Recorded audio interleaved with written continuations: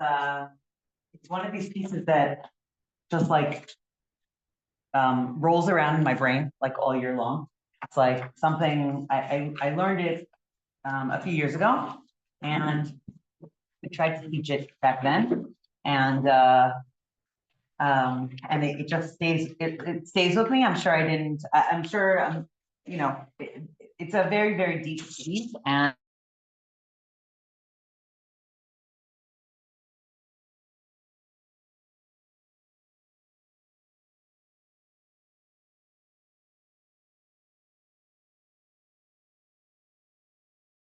so we're learning this morning Leilui Nishmat David ben Yair Visara. Okay. Okay. Can I also Leah Bat Moshe Dov Halevi. Leah Bas Moshe Dov Halevi. So they're Neshama 7 Aliyah, and you know, we'll also learn Leilui Nishmat Tom Shafour from Efrat. Did any of you know him? Tom, yes. He's part of our Kehillah. He passed away last week on Thursday night. Tom, yeah. What's his name? Shafour. He had gray hair, tall, thin gentleman. Shafour. So Ariel ben Avraham Yehuda, and yeah, he had a very he had like pneumonia, and it went very, very quickly, and unfortunately he passed away. So his neshama should have an aliyah. So we're learning today about the plague of darkness. Okay, and it's very it's a fascinating sugya, because there's a lot of like weird. I mean, all of the makos are really. This meeting is being recorded. Okay, so it's a fascinating sugya, because there's a lot of like interesting language that's used in all of the makos, obviously in all of the Torah, but we're going to focus in on the makkah of darkness. So that's what's the psukim that are on your sheet, the first few psukim. Okay, Vayomer Hashem el Moshe, Nitei yadcha al hashamayim, raise your hands towards the heavens. Vayhi choshech al eretz Mitzrayim, and there will be darkness over the land of Mitzrayim. V'yamesh choshech, and the darkness v'yamesh. Okay, so we're not going to translate that yet. Okay, we'll see what Rashi has to say about that. Okay, actually, we'll go right down to the Rashi first. V'yamesh choshech. Okay, so it's the first Rashi underneath. V'yachashich aleihem choshech, the darkness will become darker for you, right? It will the darkness will darken for you. Yoter michashko shel laila, even darker than the darkness of night. V'choshech shel laila ya'amish v'yachashich od, and another way of saying it, meaning the darkness of night will be even darker. Okay, it will become more intense and darker. Okay, a very intense darkness. That's what we're talking about. The yamesh. Okay, also, you can look at Rav Shimshon Raphael Hirsch, right? He says mush means to withdraw from exceptional closeness. Okay, mush, yamesh, yamush, right? Shosana, his yahrzeit was last night. I don't know what you're talking about. Rav Rav Shimshon Raphael Hirsch. Yahrzeit was last night. Okay. I was just wondering whether you were going to mention him today. Right now. Wow, Baruch Hashem. Okay. Wow, that's amazing. Okay, so thank you, Rav Hirsch. Your neshama should have an aliyah, and you should. It says in the Eish Kodesh, he brings out. I am sure he got it from somewhere else, but he really brings out a number of times that when you learn the Torah of when you learn the Torah of your rebbeim, of your teachers, that their lips move in their kever, right? And it's like Ke'ilu, like they're not, like they're still here with us, like they get a great amount of pleasure from us learning their Torah, because it was their heart and soul, and they gave it over to the world, and it's still being appreciated. So Baruch Hashem, thank you, Becky. So if you look at okay, let's keep on going in the psukim. Vayet Moshe et yado, es yado, right? And Moshe raised his hands, al hashamayim. Okay, so we say towards the heavens, although there's midrashim that say like, Moshe Rabbeinu was in the heavens, and so that's why it says al hashamayim. He was like even over the heavens.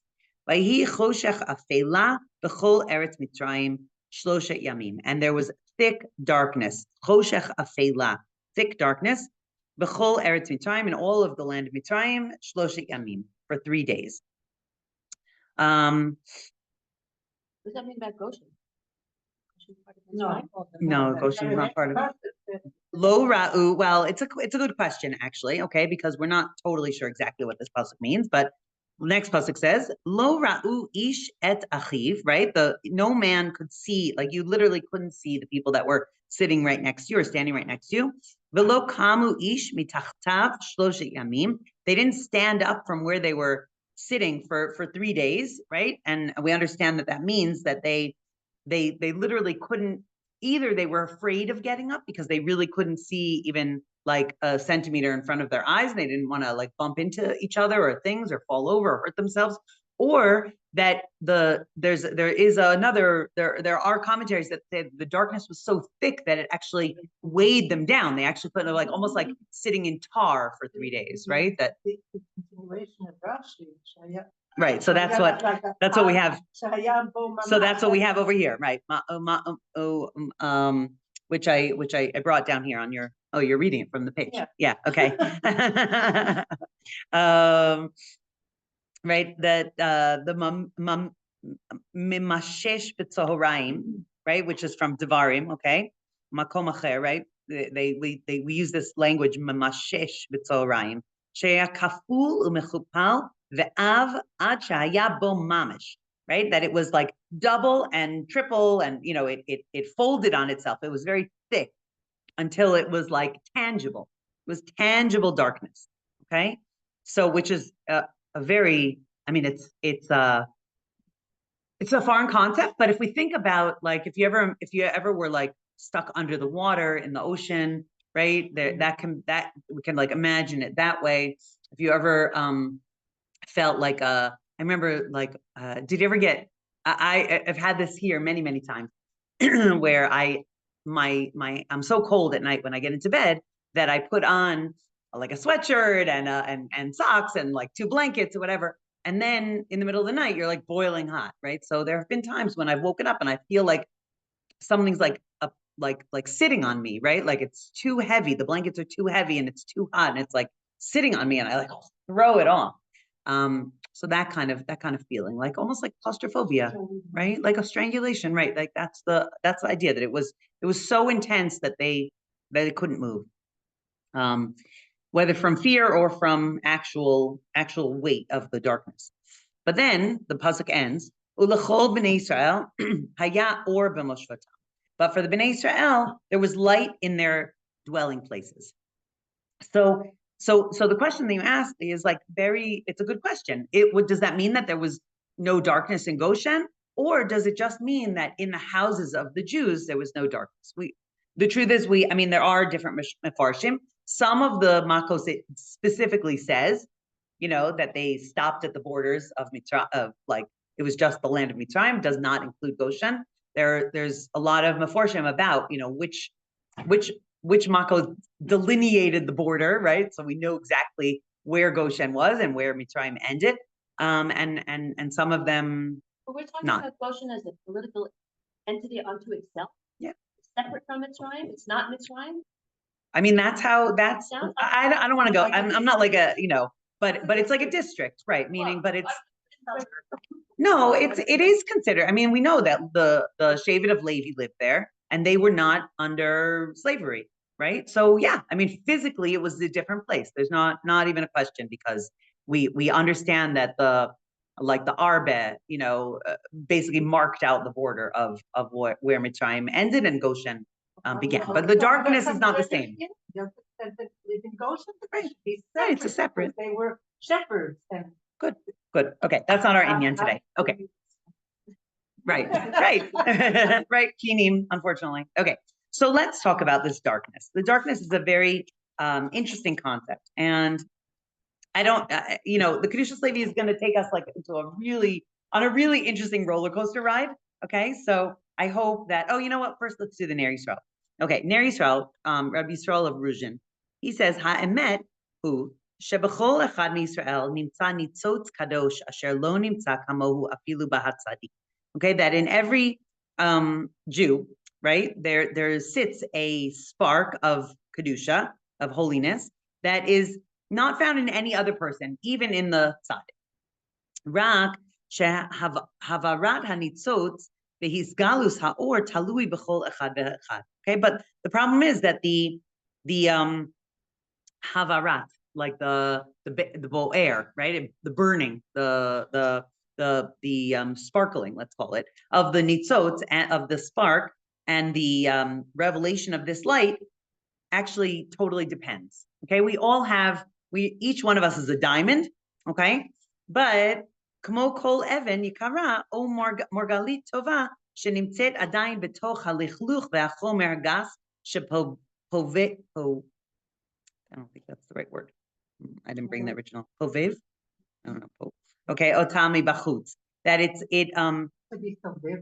yeah, probably sovev otami bachutz. That's probably it. Sorry, I forgot to bring the original book. That just like a diamond, we understand, right? A diamond in the rough. Yes, it doesn't look like a diamond. It looks like a stone, and it's only when you take off the dirt and the excess, like outer part of the diamond that is not sparkly, that you actually reveal the gem underneath. You reveal the light. Okay, so too with us, right? We all have this special light inside of us, but it's covered up. It's covered over. What's it covered over with? Life experience, with things that cause us to feel distant from each other and from HaKadosh Baruch Hu, choices that we've made, unhealthy choices. I was learning this morning that, sometimes when we eat, right, when we eat, we can, there's the ikar, the essence of eating is like that you're trying to reveal the spark of godliness that's in the food, and really Hashem set us up, like He set up a system where we yearn, we hunger for food, but really everything is based on the concept that we spiritually hunger for Hashem. And so the hunger for food is like should be an example for us of how we also hunger for Hashem. But the problem is that, the food is so delicious that it covers that up, and we forget about that. And then we just really, have this hunger for food, or not even hunger, but like a desire for the taste of the food on our lips. And therefore that actually pulls us further from Hashem rather than drawing us closer to Hashem. So it's just an idea that I was learning this morning. So too with everything in life, right? Everything in life that it either uncovers our light or it covers up our light. Sheharei az eina nikar bichlal ora v'ziva hamisteret sham b'pifnim. And when it's covered over, right, we don't see the light, we don't see the shining brilliance of it because it's hidden, it's covered over. Rak kasher mizakikin uminakin ota. Just when you shine it up and clean it up. Mina lichluch v'samim ota b'mishbetzet shel zahav. Right? But when you do take off the dirt and you put it into a like a ring setting. Thank you very much. When you put it into a gold setting, so then then it enables the light to shine brighter. It elevates it, right? Exactly. It's like if you take if you wear you have a diamond and it's just like sitting in the ground in the dirt, nobody even sees it, right? But as soon as you put it in the right setting, so all of a sudden you're like, oh wow, that's a really beautiful diamond. You could just overlook it if it's sitting in the dirt. It's very easy to overlook it, and especially if the dirt is crusted onto it. So too with us, right? When we see, you ever, when you go to a play, remember those days when your kids were little, right? Or some of your kids or your grandchildren, whatever. I think it's probably easier to see this with your grandchildren, right? That Bezrat Hashem someday, but you see them in a play, right? And let's say it's a kid who actually likes to be in a play, so you see them shining, right? Someone told me yesterday that their child doesn't go to any classes. But when she went to visit the school to meet with the teachers, the security guard said to her, "Oh, you have such an amazing son. He's so thoughtful. He always, he keeps me company, and he has such nice things to say." And and it was like such a nice setting for that diamond, right? I mean, the classroom setting just covers up his light because it's not he doesn't shine there at all. The teacher certainly doesn't see his light, and the situation doesn't enable his light to shine. But it's also nice that the security guard does, right? hakatuv ulechol bnei Israel haya or, right? And that's what it means that that when the Torah tells us that with all of bnei Israel have this light. Okay, each one of us has a specific, unique light that Hashem put inside each one of us.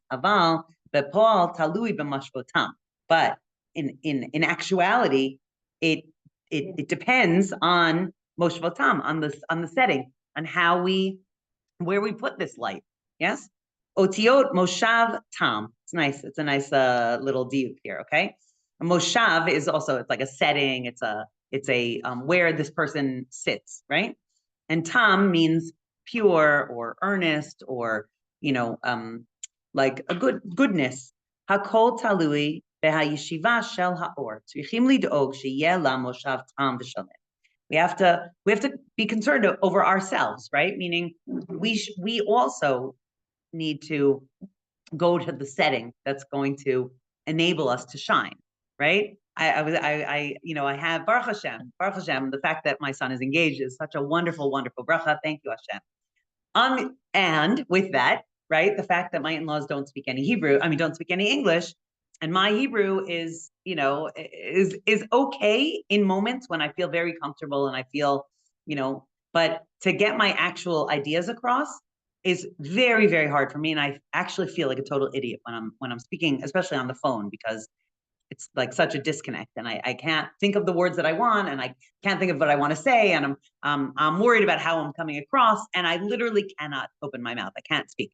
So in that setting, my light is not shining at all, right? But in a different setting, I mean, when I'm, Baruch Hashem, when I'm learning with amazing women, right? So then my light shines because this is where I feel very comfortable and connected, and right, I'm able to shine my light. But in other situations, so we all have to also be aware of that. Meaning, if I look at myself and say that that's who I actually am, right? The stumbling, bumbling person on the phone. So then that's a very hard way of that's a very hard lens of seeing myself, right? That's not who I am. That's not the sum total of who I am. So too with any situation like our kids or whatever.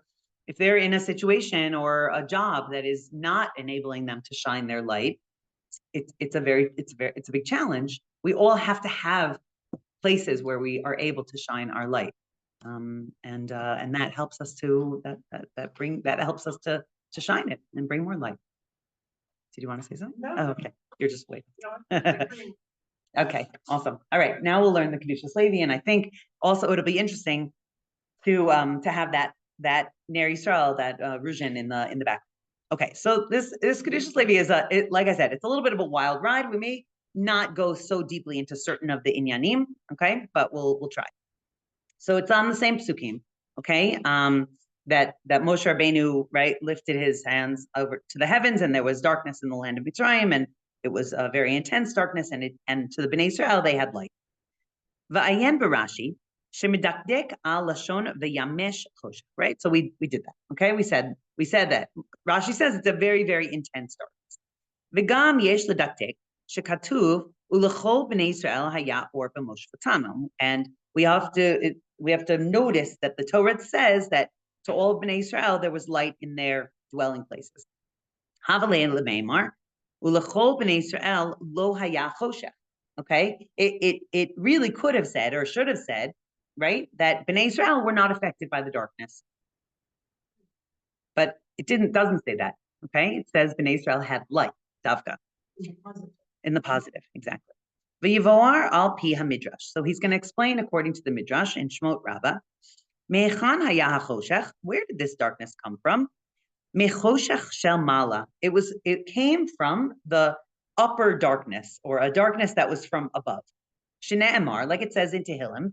Okay, and I have the pasuk from Tehillim on the back of the page, the whole pasuk. Yashes choshech. Okay, he made darkness. Sisro or sitro svivotav. He made the darkness his screen around him. Sukato chashkat mayim. His avei shchakim. Okay, the dark thunderheads, dense clouds of sky were his pavilion around him. Okay, that's Sfaria translation of that pasuk. Okay, so meaning there's darkness that surrounds Hashem that he made to like hide himself. Okay, that's what that pasuk of Tehillim is saying. So that's where this darkness came from. Okay, it was like a sug shell, or a piece of, or an outpouring of this darkness that Hashem made to surround himself. V'yesh lahavin. So go back into the Kishus Levi. We're Okay. talking about the choshech of creation, the choshech al pnei hayam. I mean, it's. I don't know if it's that choshech al pnei hayam, but he's going to talk about the tzimtzum. So I think what it's referring to is this, like, what is tzimtzum, right? It's like Hashem taking himself away, or making it so that he can't be felt or seen, right? So that's the darkness that we're talking about. The way that Hashem creates a situation where he can't be seen or felt. That light that he's talking about, that light that came out. Oh, so the light, so he's going to say the light is also, like you're saying, Becky, right? The light from the beginning of creation that we've spoken about before, right? The Or HaGanuz, the light that, right? What's the first thing Hashem creates, right? Vayhi Or, and then yet, he doesn't create the sun and the stars and the moon until the fourth day of creation. Yes. What was the light at the beginning? It wasn't the sun, right? Certainly wasn't light bulbs, right? It was some special inyan of light that we've spoken about before, right?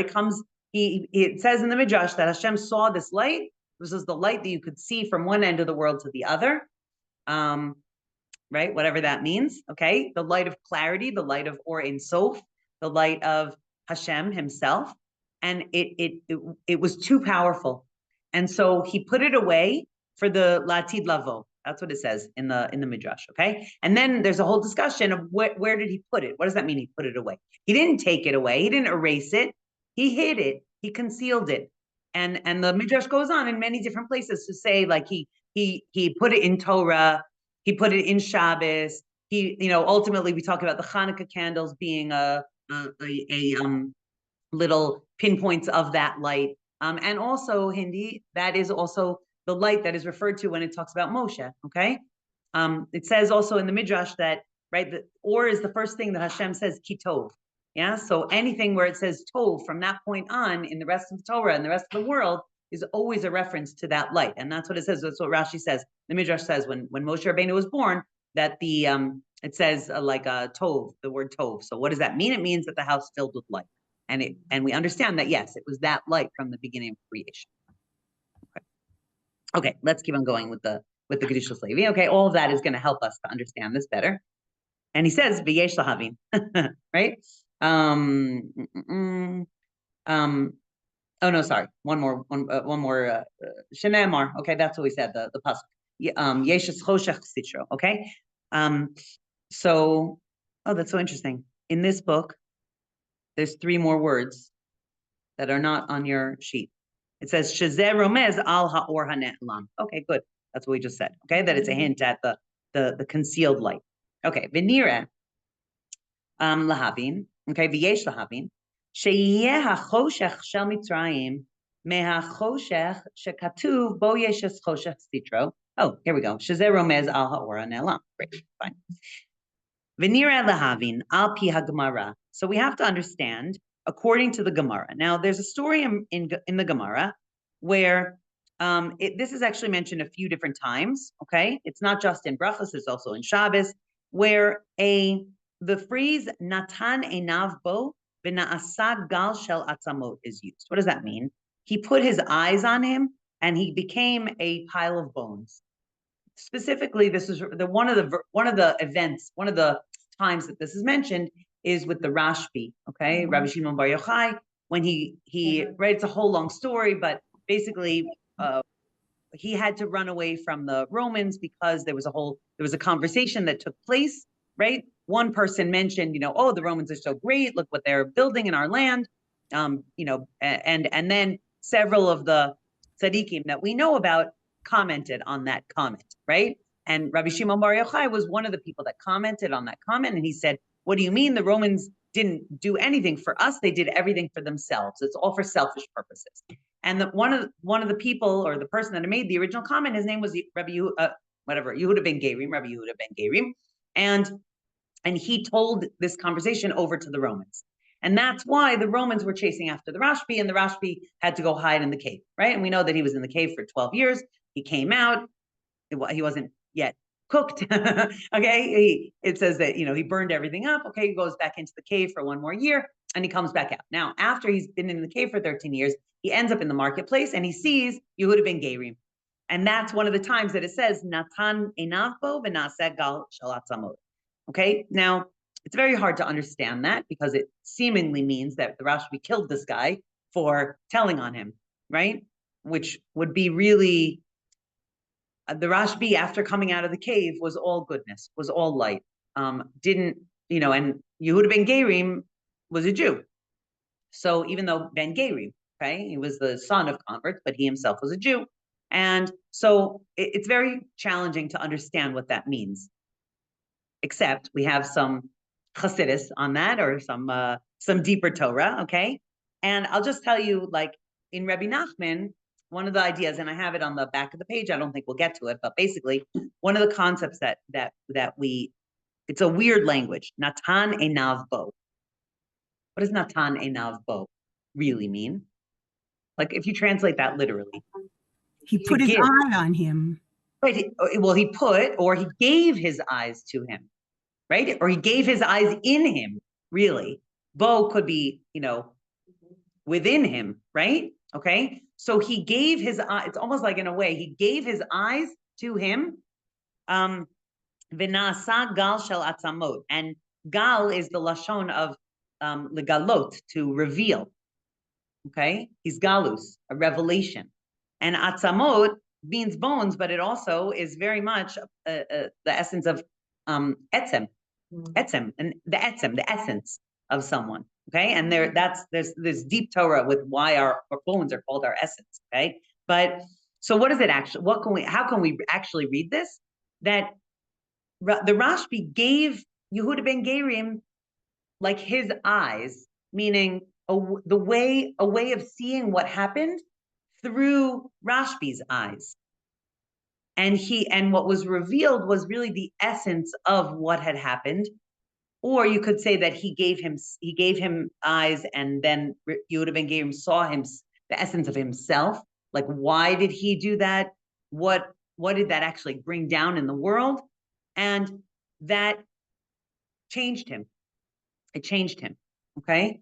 It's like if someone, a lot of people, there are many, many, many times that people talk about having gone to the Lubavitcher Rebbe, and Rabbi Sachs says this, right? The Lubavitcher Rebbe looked at me and I felt seen, right? He saw the real me, saw me to the depths of my soul. And in that way, Rabbi Sachs says, like, I saw myself through his eyes. That's really what we're saying here. I saw myself through his eyes. When I see myself through the eyes of a tzaddikim, of a tzaddik, or even better, like Hashem, right? So then that is a much, much, much deeper way of seeing myself. Like, I could even penetrate the darkness of my conversation in Hebrew on the phone, right? And I could see from Hashem's perspective, from someone who really loves me and sees my intentions, right? Because that could sometimes be hidden from me within myself, yes?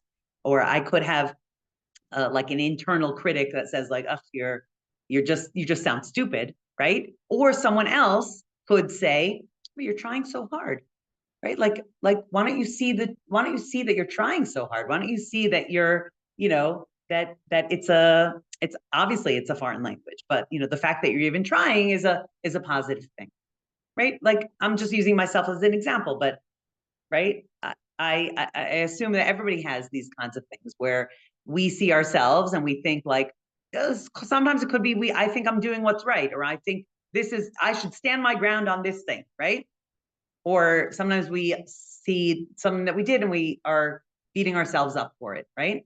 But what if someone came along and showed you, 20 years from now, this thing is it's gonna actually enable something great to come down in the world, or or you don't know how that thing that you said affected the person. Maybe it affected them in a really positive way.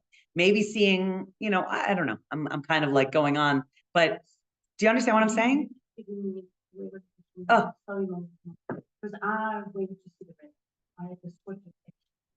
Wow. And I wasn't that from. And I said to people that it's right in the screen. I saw what I was doing. In how you change it. That's who he was, what it's about. Looking John. I looked down and saw it. Wow. This is so emotional. Thank you. That's what it is. There's a beautiful sentence in a book called "You Are the Heart of the World." Okay, it's a book about hisbodedus, which is hisbodedus means talking to Hashem. Yeah, secluding yourself with Hashem. It's a big foundational concept in Rabbi Nachman that we should have an intimate relationship with Hashem, right? Not just in moments of tefillah, but like all day long, and especially like to set aside time to really talk to Hashem. Anyway, in this book, it just stays with me. I read this a few weeks ago, and I feel like I've brought it into every conversation that I've had. He says, and I can send out the exact wording afterwards on our chat. He says, there's a string, says Rabbi Nachman teaches, there's a string that is your heart, right? There's a string in your heart that is your heart. And it is hidden behind 1,000 walls of safety and fear and protection. That's exactly right. But sometimes someone comes along and their string reverberates and the same frequency as your string, and it makes your string vibrate. And all it needs is like one note, one vibration, and all those walls get knocked down. And that I think is what you're describing, right? That is how I feel when I feel seen. That I feel it like physically in my heart, and I feel like a flash of electricity or something that just goes through me, and it feels like, oh, I'm here. Like I really am here, and someone really saw me, and I can really see myself through the fact that I was really seen by someone else. I just find it's so right that when we feel it from the inside, it knocks down all those walls, right, that we put up around ourselves.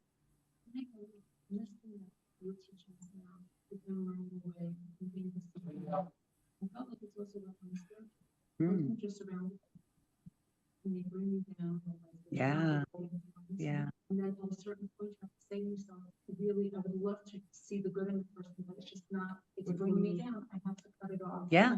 And that was the first piece, right? You have to put yourself in a setting where your light can shine, right? There are unhealthy relationships and unhealthy influences. And recognizing that and removing ourselves from that situation is part of our avodah in this world. That's part of our healing in this world, right? Drawing up healthy boundaries for ourselves, like the boundaries of Mitzrayim and Goshen, right? Okay, it all comes around. Okay, so v'gam yesh lahavin. Okay, so now he brings up this. So we're going to understand the light in the darkness. Okay, through this concept of v'natan enav bo v'nasa gal shel atzamot. Okay, ma'izeh halashon natan enav. What is the language of he gave his eyes? V'gam yesh lahavin halo anosh l'tzadik lo tov. Okay, so it's not really like we don't usually talk about tzaddikim like this, right? That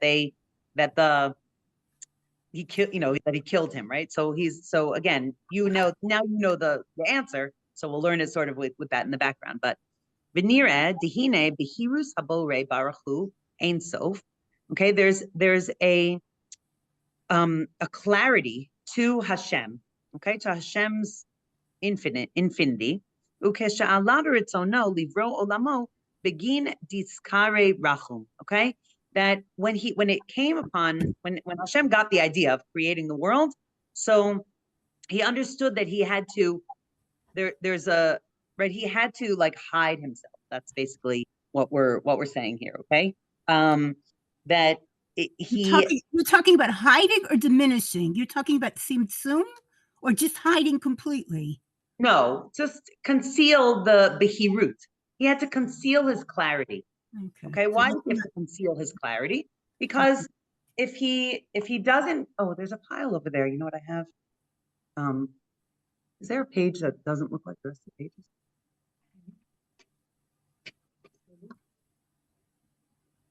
No. Okay. Whatever. I don't know where I put it. Okay. Yeah, no, that's my bookmark. That's okay. There's a clarity that he had to hide. Let's just leave it at that for the moment. Okay. He didn't remove it. There's no such thing as Hashem removing himself from the world. Okay. But he removed our ability to see it. Okay. In essence, he hid it. Tzimtzem bihiruto, right? He tzimtzumed it. Okay. He contracted it. He concealed it. Kafi echud hamikablin. According to the level, okay, of the receivers. Leolam hasrafim kafi bechinatam. Okay, it goes into this whole thing with angels. You know what? I'm just going to tell you this outside. Okay, so go down to. I'll tell you it outside, but we're going to start again. Where it says on the last line of that paragraph, Aval Yisrael. Okay, I'll tell you this part outside. Okay, the angels, when he gives us an example, right? What does it mean that Hashem concealed his clarity, and to each according to what he could receive? So the angels, there are levels of different angels, and he says that the angels can always they were supposed to look only on their level.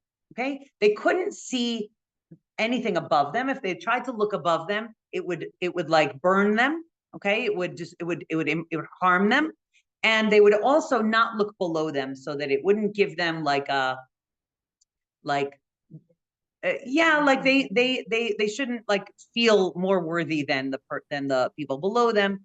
Okay, they're on their level. But part of the inyan there is that angels don't move, they don't grow, they don't change. They're created on their level, and whatever light they could receive at the time of creation is still exactly the light that they're receiving. Okay, there's no change in angels. They're stuck, right? An angel from level 1 always receives the light of level 1. An angel from level 2 always receives the light from level 2. And level 2 can't look up to level 1, and level 1 can't look down to level 2. Okay, meaning they're stagnant. It sounds like too much light is like that. Okay, let's keep on going. Aval lo ken Yisrael am kedosho. Okay, this is not true for Am Yisrael, the holy nation. Al yedei haTorah v'hamitzvahs hem osim levushim. Okay, so this is a very big concept in Chassidus, that through Torah and mitzvahs we create for ourselves garments. Now, another way of saying that is we create for ourselves lenses. Okay, lenses that ve'olim mimadrega lemadrega. Al yedei haTorah v'hamitzvot sheyesh lahem, and we go from level to level through the Torah and the mitzvahs that we do. Okay, vehine harishaim. I'm going to explain the lenses in a minute. Just put it to the side. Vehine harishaim umot haolam she'en lahem Torah u'mitzvot hem tamid al ma'amad echad. Okay, and the nations of the world that they don't have Torah and mitzvahs, so they also are kind of like have to stay on their level, on one level. Ukesherotzim lishbor et harishaim az mar'im lahem behirut ha'elyon. And one of the tools that Hashem has for breaking rashaim in this world is to show them greater clarity. Why does that break them? Because it's this like blinding light that they can't handle, so it breaks them. Vehem she'en lahem Torah u'mitzvot la'asot al yadam levushim la'alot mimadrega lemadrega V'zeh hamapala shelahem. Okay, so because they don't have lenses through, the Torah and mitzvahs, they cannot receive this light, and the light becomes destructive to them. V'zehu haremez b'gemara natan enav bo hofia alav habehirut ha'elyon. And this is what the Kedushas Levi explains, that natan enav bo means that he was shown this clarity from above, this higher level of clarity that he didn't have before. And if he didn't, like a person that doesn't connect himself to Torah and mitzvot, and they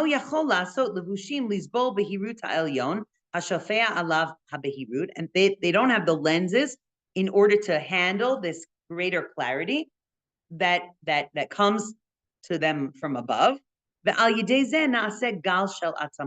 And through that, they become this they become this like pile of bones, or they become this like pile of their essence. Okay, what does that mean? Think of the concept of like you're in a very, very dark room, yes, and all of a sudden someone opens the curtains and it's a very, very bright day outside. Okay, right, you shield your eyes. Okay, it's very hard. We don't have like that. That's harmful. It's painful, right?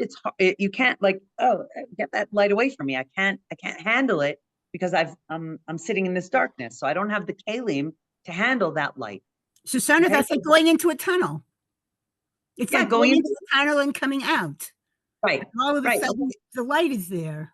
Right. That's why like so many people slow down before they slow down before the tunnel because their eyes have to adjust to the darkness, and they slow down at the end of the tunnel because their eyes have to adjust to the light. So Torah and mitzvahs enable us to constantly grow in the light that we are able to see in. Okay? The clarity with which we are able to see. That's why I've been using the term lenses. Okay? So if someone, if you go out into this bright daylight, but you have sunglasses, so then no problem, right? You can handle the light because you have the lens, you have the protection with which to see that light. Or the other way of saying it is if you're in this dark room, but someone opens the curtains just a crack, and then your eyes get used to that light, and then they open it a little bit more, and your eyes get used to the light, and a little bit more, a little more. So you're training yourself, and that's what he means to go from madrega to madrega. You are able to take in, to receive more and more and more light. Okay.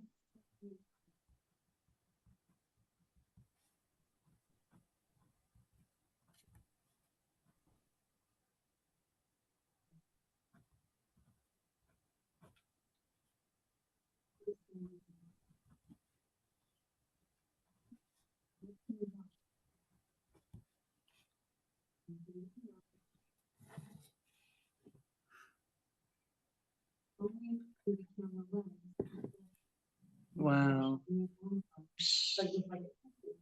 That's amazing. Wow. Right. So not everybody saw that, right? She saw it. She had the lenses, to see it. Exactly. And the lens saw it. That's so beautiful. Wow. What a beautiful image. Shosana, can you tell me about the image? That Hindi was just saying that that she was at a wedding a few years ago, a while ago, where her friend's husband passed away, and this was the wedding of that child of her friend, and it was very hard for her to be there without her husband, and several times during the chuppah she looked up, and nobody understood why she was looking up, and then later on there was a picture of it. And through the lens of the camera caught that there was a ray of light, that was sunshine that was shining right on her, and only she could see it. Okay, so that's why. So this is the concept that we're talking about here. Okay, okay, and this helps us explain the pasuk v'yamesh choshen. Okay, this intensity of light. Of darkness. Excuse me. Kimilat yamesh ulashon hasara. So that's like what Rav Hirsch said. The lashon of yamesh is like removal. Okay, what does it mean v'yamesh choshech? It sounds like the removal of darkness, right? even though we're saying it's choshech mamashi, right? It's tangible darkness. But from a different perspective, the Torah is actually telling us that the yamesh choshech means the darkness was removed. Isn't that interesting? The darkness was removed, but the choshech more al hatzimtzum, and the choshech refers to the tzimtzum, this like constriction, this hiddenness. V'zehu v'yamesh choshech. And this is what it means, v'yamesh choshech. Sheyasir hatzimtzum kedei lahashpia alehem behirut ha'elyon. That Hashem removed the covering of he removed the tzimtzum. He allowed himself to like be seen in his full glory. Vehem she'en lahem haTorah ve'amitzvot, and those who didn't have the Torah and mitzvot, ze be'atzmo haya lahem mapala shelahem. That it destroyed them, because this intensity of light appeared to them actually as darkness, because it blinded them. And the blinding was actually painful for them. We know the Midrash tells us that actually some of Bnei Israel were killed in the Makkah of darkness, right? Some of Bnei Israel that had become so enmeshed in Mitzrayim and in Avodah Zarah and in Tumah that they actually were not able to be saved, and that, you know, on some level, this actually could have been how they were killed, right? That the removal of the darkness was actually blinding for them.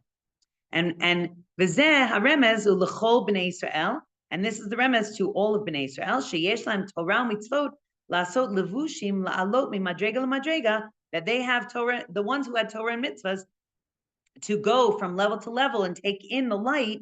Haya or b'moshvotam, haya yoter or. They could actually receive the light, and that's why to them they had light. The removal of the darkness only enabled light, though, to the people who were able to receive the light. Ubazeh yuvan haGemara, and that's how we can understand also the Gemara that says, La'atid lavo yotzi HaKadosh Baruch Hu chama menartika, tzadikim mitrapin ba urishayim nedunim ba. So this is a Gemara in Nidarim that says that in the future, Hashem is going to take the sun out of its sheath, and tzadikim are going to be healed by it, and Rishayim are going to be judged by it, or they're going to be, you know, it's going to hurt them. And that's this concept that, like, in times of Mashiach, we also will have this like sort of, I don't want to call it like final judgment, but like essentially that idea that like, what is Mashiach? It's like more and more and more revelation of godliness. But if we are so to those nations who are like so blinded right now and are in you know, sinking themselves deeper into the darkness, so then how painful will it be for them when they suddenly see the light? It you know, we want our enemies to be killed by light, essentially, right? Meaning we want there to be so much goodness that those who cannot handle it should be destroyed by it. There should be so much goodness. And those people who like are so steeping themselves in darkness and refusing to see the light, so then they are putting themselves in a situation where the light is actually going to be too painful for them. And it's not like a punishment, it's just a consequence of their own actions, that they're digging themselves deeper and deeper into that darkness, right? Like we see actually that I think it's amazing when you see testimonies of like people who grew up in these very, Jew-hating societies, yeah? And then they like really think like, you know, they have these images of Israel that are such sheker, such lies, right? And then, you know, a few brave souls have actually come to Israel and they actually see what's going on here. And they're like, whoa, this is like mamash, exactly the opposite from what I grew up learning, right? So there are a few brave souls that have been able to flip over and start to become spokespeople for Am Yisrael to say, you know, wow, this is really a nation of light. This is really a country of light. This is really the most amazing place I've ever seen. And those who cannot, you know, stick their heads further into the sand, and ultimately that revelation of light is going to be too painful for them to handle. meaning Mahavamina. like maybe you appreciate something, right? Meaning, right, like meaning like to really appreciate it like even more, like the dark sometimes makes it stand out more. Okay. So I'm just saying that dark, I mean. But this kind of, that's not the darkness that we're talking, meaning on a regular level, for sure. Yeah, absolutely. We appreciate the light because of the darkness. This darkness is the darkness of, No, meaning what I'm trying to say is that like if everything always is that light and like. but we don't understand what's going to happen in the times of Mashiach, right? Right now, we only see light because of the darkness. The whole thing could be completely different, right? How Hashem set up the world right now is that we, in order to exist, we have to see ourselves as separate from Hashem. Because if we understood that we were really actually all part of Hashem, then we would stop having an ability to exist. Okay, but Hashem is setting up that system. Yes, so like Sarah Yehudit Schneider, who's an amazing teacher of Kabbalah, right? She often talks about the two that is one and the one that is two, right? So we're constantly doing this dance of like, we want to come closer to Hashem, but if we actually come close enough to really feel Hashem, we would like disappear into him. And so we can't. So we have to, Hashem has to set up a situation where he pulls back from us so that it enables us to have a separate existence from him.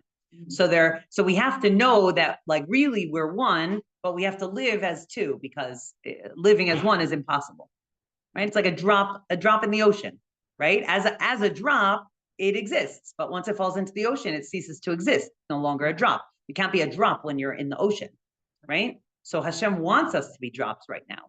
He wants us to know that we're made of the same thing. The drop has to know that it's made out of the same stuff as the ocean. It's part of the ocean. But just right now, it needs to feel itself separate because it has a job to do in this world, which is rain, which is fall on the trees and on the plants and make them grow. Yeah. Okay, last line. The sun refers to this like great clarity, this overwhelming clarity. And the sheath is the tzimtzum, right? I imagine like Hashem taking the sun out of like a backpack, right? And like, so the backpack is like, it's like covering up the light, right? But the sun, when it gets pulled out, it's going to be this like overwhelming light. So the whole thing is like hafuch halafuch.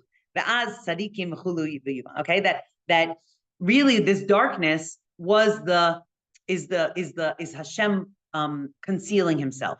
Okay, and that's what the Mitzrim saw. Okay, but the darkness was like Hashem removing the concealment. Yes, and so the Mitzrim saw it as darkness, and the Yehudim saw it as light. And so that's why, yeah, that's basically the concept. You can be blinded by light, and that's exactly what it was, right? That they, there was something else I was going to say, but now I can't remember what it was. Okay, I'm going to give us all a bracha. It's a deep concept. Okay, we'll let it stew a little bit. This is like one of those Torahs. Now you know why, like it stays with me. It's like one of these things that I like think about a lot.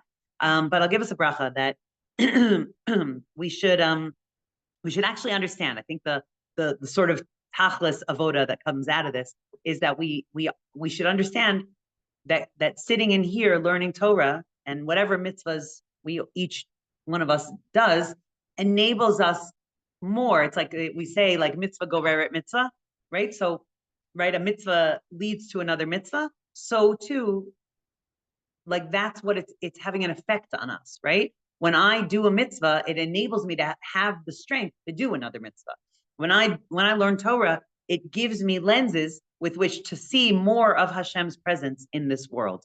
So Be'ezrat Hashem, we should have that knowledge because that gives us the strength to keep on, even when we don't necessarily feel the immediate effect, we should know that we're building these lenses for ourselves to see the great light that Be'ezrat Hashem will be revealed in the coming days.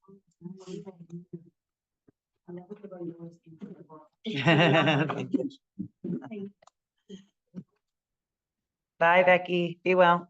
Everybody.